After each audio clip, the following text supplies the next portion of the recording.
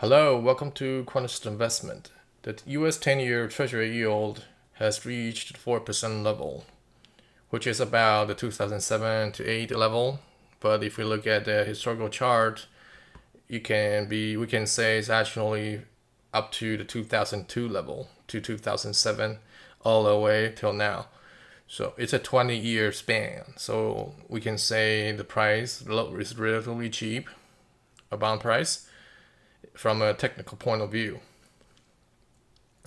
Opportunity. So if it's cheap, we buy something cheap, that's good. We can make money. So either the yield stays the same or rises in the future. So if it stays, it means a 4% yield, which is not bad if we think about people want some 5% return over the long run. It's just 1% off. So, but if it decreases, we can earn money from the price increase of the bond. But I'm not worried about the opportunity. I'm worried about more about the risk. Bond seems relatively safe than stocks, but is it that so? Can it drop a lot? Can the price drop so much that it can hurt your portfolio? So then I went on and chose one bond ETF. That's IEF, the iShares 7 to 10% 10-year Treasury bond ETF for the research. I chose some span that when the 10-year Treasury yield rises. First, it is 2020. That's when the 10-year Treasury yield increased from 0.65% to 4.404%.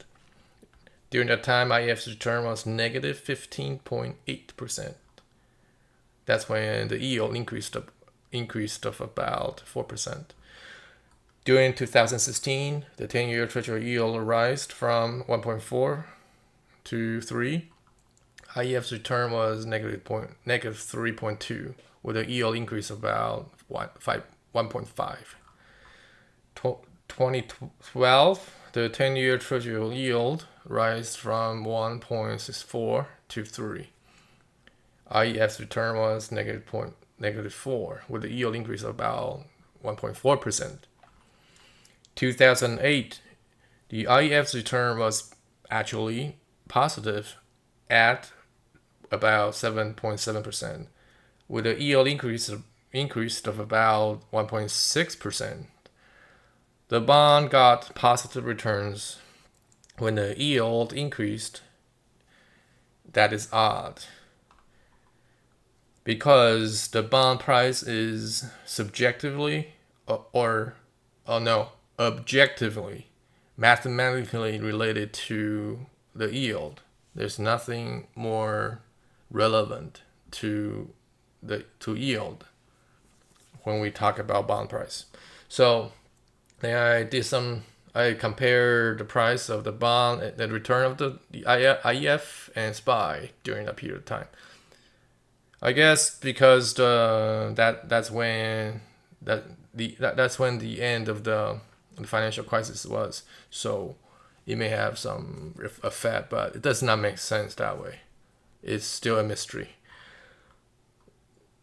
Then I went on it. I have a calculator that calculated the bonds price affected by the yield. So we can know, for example, a 1% yield change will make the bond price increase or decrease by how much. And the following are just the results I have. If the yield rises 0.5% from 4 to 4.5, the 10-year bond price will drop 4.07%. If the yield rises 1% to 5%, the 10-year bond price will drop almost 8%. If it does 2%, the 10-year bond price will drop 15%. If it does 3%, the 10-year bond price drops more than 20%, which is a lot. conclusion, if we look at the real rate during the 2004 to 6 rate hike, the core PCE was at the 2% level, but the Fed still hiked rates,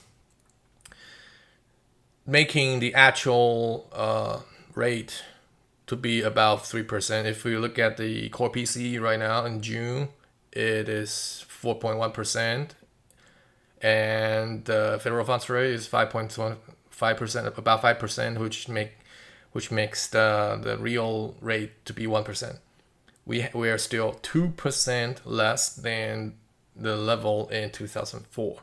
So if the federal funds rate rises 2 more percent, while the 10-year Treasury yield rises 2% as well, we'll lose money.